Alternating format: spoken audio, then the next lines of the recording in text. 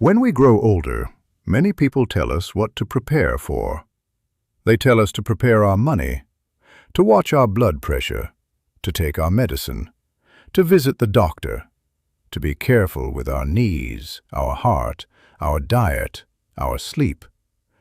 And these things are important. But very few people sit beside you and tell you what really changes inside a person after 65. Not only in the body, but in the mind, in the heart, in the way a normal day begins to feel. I am an old man now, and I want to tell you something gently. Life after 65 does not become impossible, but it can become heavier. Small things ask more from you than they once did. A phone call, a walk, a stairway, a new place, a lonely afternoon, a memory that returns when you were not expecting it. And if nobody explains this to you, you may begin to think something is wrong with you. But my friend, many of these changes are not failure. They are part of aging. And when you understand them, you can meet them with wisdom instead of shame. So today, I want to share 6 quiet challenges that often appear after 65. Not to make you afraid, but to help you protect your peace, your curiosity, your body, and your spirit. The first challenge is sameness. This one arrives very quietly. At first, routine feels comforting. You wake up at the same time, you sit in the same chair, you eat the same breakfast, you walk the same road, you watch the same programs, you speak to the same few people. You do the same things in the same order, day after day. There is nothing wrong with routine. In Japan, we respect rhythm. A cup of tea in the morning, a clean room, a familiar walk, a quiet meal. These things can give life shape. But routine becomes dangerous when it slowly turns into a cage. One day you notice that the weeks are passing, but you cannot remember them clearly. Monday feels like Thursday. This month feels like last month. The world has not disappeared, but somehow your world has become smaller.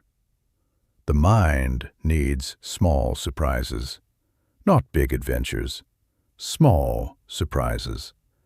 A different street, a new recipe, a book by an author you have never read, a conversation with someone new, a bench in the park where you have never sat before. In Japan, there is a simple idea called kaizen, small improvement, small change, not changing everything, just changing one small thing with intention. After 65, this becomes very important. Once a week, give your mind one new thing. Walk a different path. Enter a shop you usually pass by. Listen to music from a time before you were born. Move the chair where you drink your morning tea. It may sound too small, but small novelty tells the brain, we are still alive. We are still paying attention. When every day becomes identical, the mind stops recording life. So do not let your days become copies. Add one small new brushstroke to the painting. The second challenge is the shrinking of your social world. This can happen so slowly that you do not notice it at first. You feel tired, so you do not call. Someone invites you, but staying home feels easier. You tell yourself, maybe next time. Then next time becomes next month. Next month becomes next season. And one day, the phone is quiet. The house is quiet. The world outside still has voices, but they feel farther away. This is one of the hardest parts of aging, Not because we suddenly stop needing people. We need people until the end. But sometimes the energy to reach out becomes weaker. The instinct becomes softer. And loneliness begins not with being alone, but with slowly forgetting how to reconnect. In Japan, there is a word, kizuna. It means the bonds between people. Not only family, not only deep friendship.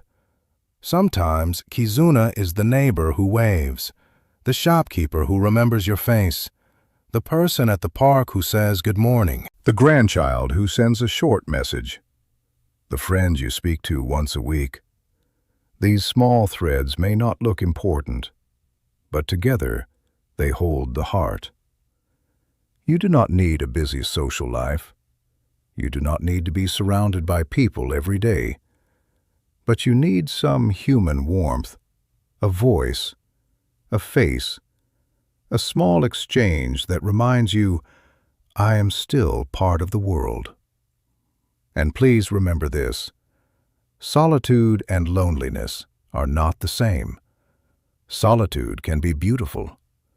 Sitting quietly with tea, listening to the rain, reading beside a window. This can nourish the soul. But loneliness feels different. It feels heavy. It makes the walls move closer. It makes tomorrow feel unnecessary. So if you notice that you have not spoken to anyone in 2 or 3 days, do not wait for motivation. At this age, action often comes before feeling. Put on your shoes first. Walk outside first. Say good morning first. The feeling may come later, walking slowly behind you. Before we continue, my friend, I want to ask you something simple. If these quiet Japanese reflections help you feel a little less alone in this stage of life, consider subscribing to this channel. Here we speak slowly. We do not chase noise. We sit with tea, with memory, with the seasons, and we try to understand how to grow older with more peace. So if that is the kind of company you would like to have each week, subscribe and come back again. Now, let us continue. The third challenge is learning to receive help. This is difficult for many people, especially people who have spent their whole life being strong.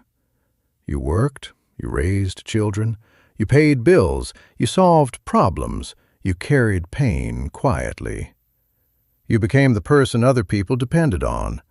So when age begins asking you to accept help, something inside resists. You think, I do not want to be a burden. You think, I should still be able to do this. You think, if I ask for help, people will see me as weak. But my friend, receiving help is not weakness. Sometimes it is wisdom. A tree that bends in the wind does not lose its dignity. It survives the storm. There is an old Japanese feeling of respect in knowing your limits, not with shame, with honesty. If the stairs are difficult, use the rail.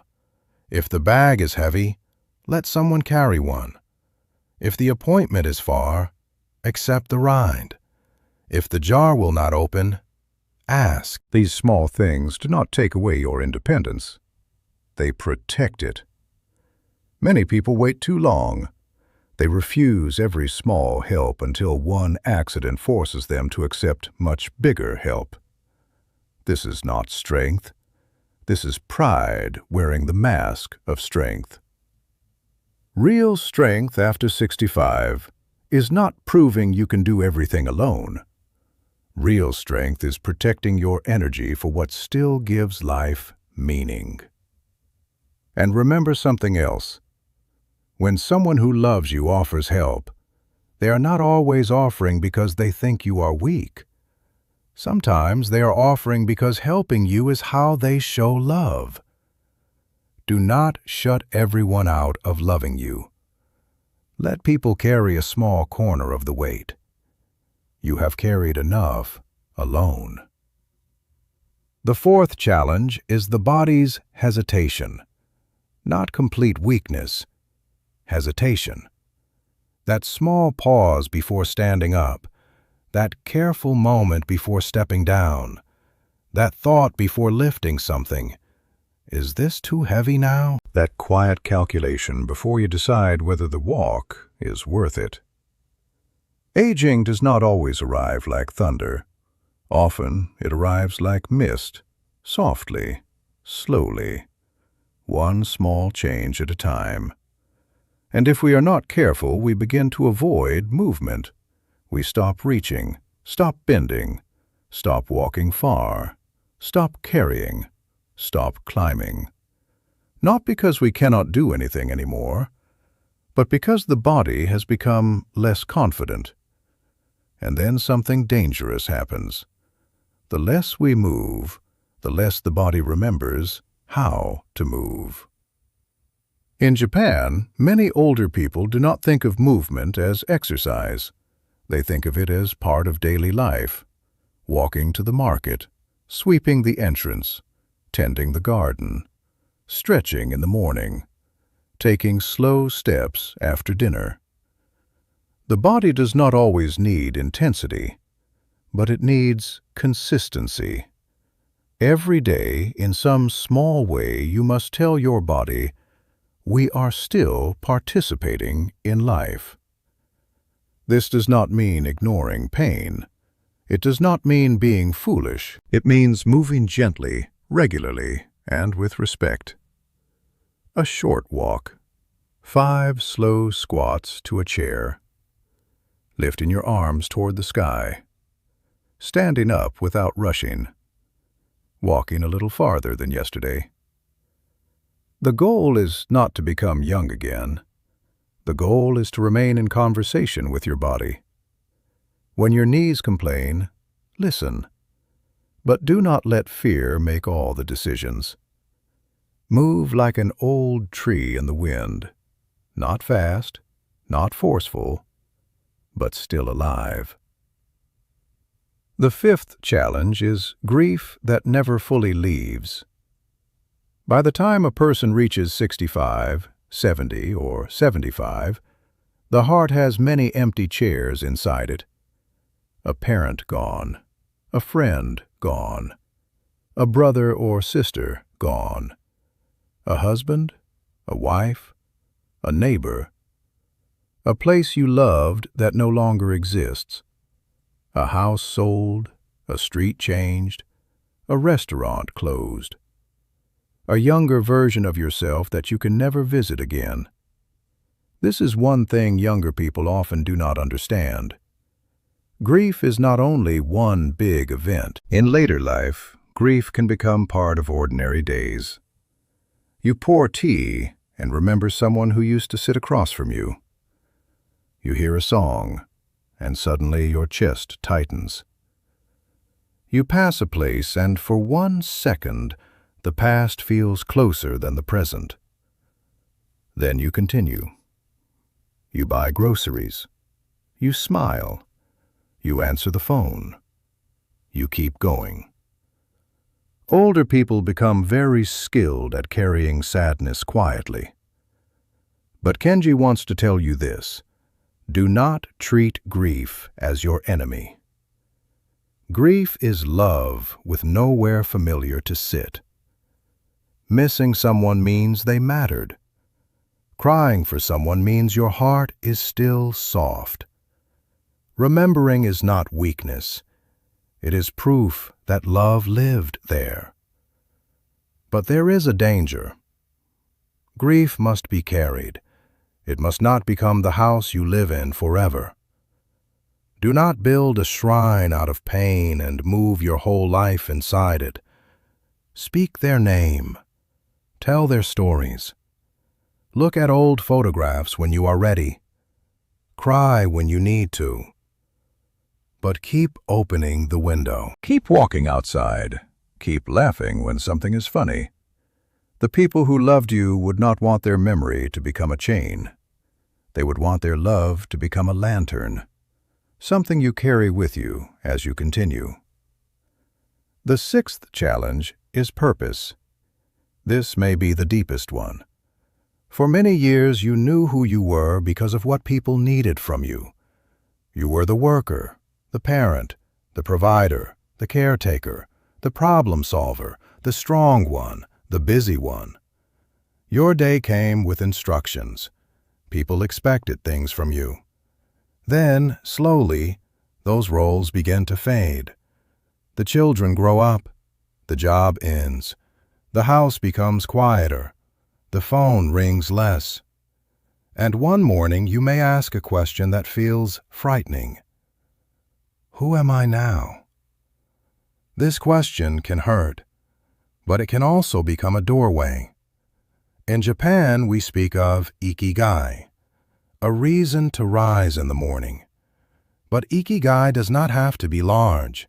It does not have to impress anyone. At 70, your purpose may not look like the purpose you had at 40. Maybe now it is tending a small garden, calling one lonely friend every Sunday, learning to paint, writing memories for your grandchildren, cooking slowly, feeding the birds, walking each morning, being kind to the person at the shop, noticing beauty that younger people rush past. Purpose in later life becomes quieter, but quieter does not mean smaller. Sometimes quiet purpose is the deepest kind. The world teaches us to measure life by productivity, but old age teaches a different measurement: presence, attention, gratitude, softness, the ability to enjoy what remains without only mourning what has disappeared. My friend, if you are between 65 and 75 or older, and life feels heavier now, please do not think you are failing. You are not failing. You are simply living in a chapter that requires more intention, more patience, more gentleness, more honesty. But there is still beauty here. There is still curiosity, still connection, still movement, still laughter, still purpose. Still a morning light that enters the room as if it has come just for you. You do not need to become young again. You only need to keep meeting life. One small new thing, one small conversation, one small act of help accepted, one small movement, one memory carried tenderly, one reason to rise. This is how we age with peace, not by fighting every change, not by pretending nothing is different, but by becoming softer without surrendering. So this week, choose one thing. Walk a different path. Call someone. Let someone help you. Move your body gently. Say the name of someone you miss. Do one thing that gives the day meaning. We have all come a long way to arrive here, and if we are still here, then life is still inviting us. So let us answer, quietly, gratefully, one day at a time. If this message stayed with you, write in the comments which of these 6 challenges you feel most in your own life. And if you want more quiet Japanese wisdom for this stage of life, subscribe and come back again. I will be here with tea, waiting for you.